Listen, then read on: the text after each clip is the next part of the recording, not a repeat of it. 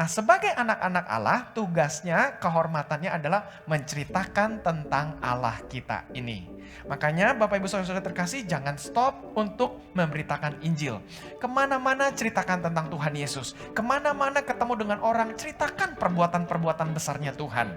Mungkin Bapak Ibu Saudara-saudari berkata begini, saya tidak sekolah Alkitab, saya bukan pendeta, saya orang yang introvert, ngomongnya pun juga nggak bisa ngomong banyak. Apa yang harus saya ceritakan sama orang lain?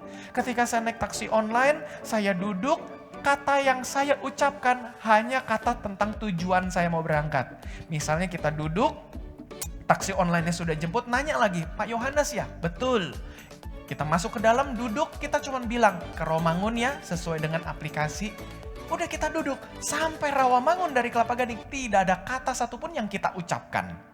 Kita orangnya pendiam, orangnya nggak berani bangun hubungan dengan orang lain. Gimana caranya sekarang memberitakan tentang Tuhan Yesus? Nggak usah takut, nggak usah ragu-ragu. Ceritakan saja apa yang Tuhan sudah berbuat baik bagi diri kita.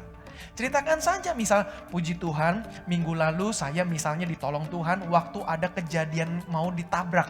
Tapi saya ternyata nggak ditabrak, saya ditolong oleh Tuhan. Ceritakan saja hal seperti itu. Saya percaya dari introduksi seperti itu, Roh Kudus nanti akan menuntun kita untuk pada akhirnya menceritakan tentang kebesaran Tuhan. Maka dari itu, yang penting adalah kita harus menyadari mendapat kehormatan untuk menceritakan Tuhan. Saya pikir itu adalah sebuah tugas yang betul-betul terhormat sekali. Seperti sudah bukan sekedar menceritakan saja, tetapi juga kita mendapatkan kuasa dari tempat maha tinggi. Jadi waktu kita menceritakan Tuhan Yesus, Roh Kudus menyertai kita. Roh Kudus memampukan kita untuk menceritakan Tuhan. Pada saat kita menceritakan Tuhan, tergantung situasinya.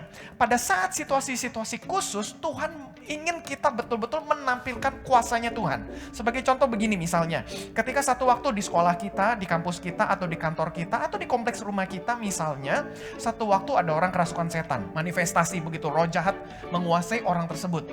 Nah, saya percaya kalau misalnya ada kita di kantor tersebut, lalu tahu-tahu heboh begitu satu lantainya kita. Orang-orang mulai ngomong, ada yang kerasukan setan, ada yang kerasukan setan. Mungkin orang ada yang udah histeris, ada orang udah takut. Begitu, ada yang udah sembunyi di kamar mandi. Begitu, padahal kalau ada ngeliat setan sembunyi di kamar mandi, setan emang nggak bisa nembus pintu kamar mandi, begitu. Nah, jadi nggak usah takut. Saya percaya kalau kita memang Tuhan dorong, bisa saja kita ini bisa menyatakan nama Tuhan, kehebatan Tuhan dengan kita mengusir setan tadi.